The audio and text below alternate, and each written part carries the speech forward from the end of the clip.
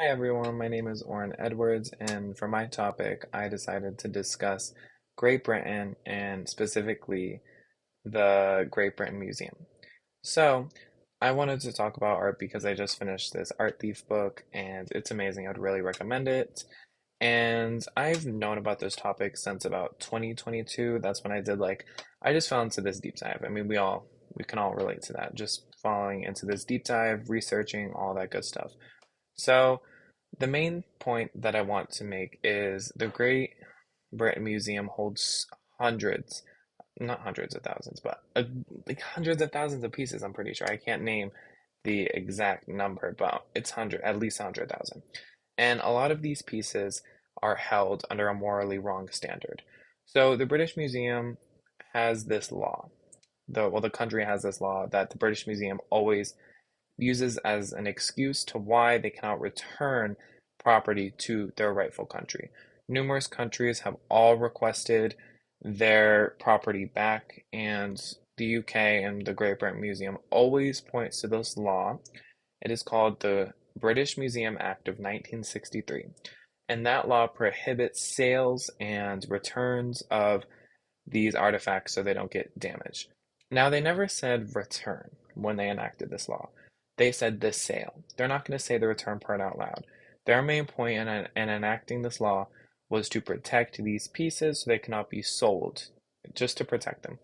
But it also protects the British Museum from returning these items when they're requested back. So, just to name a few countries, you have Nigeria, Sudan, China, Ghana, they have all requested pieces back. And two countries have been successful, Ghana and Uganda. They have been successful in getting some pieces back. But Sudan has not. They have requested skulls, military banners, skulls, let me say that again, skulls, military banners, armor, and weapons that were taken from a battle in 1897. 1897.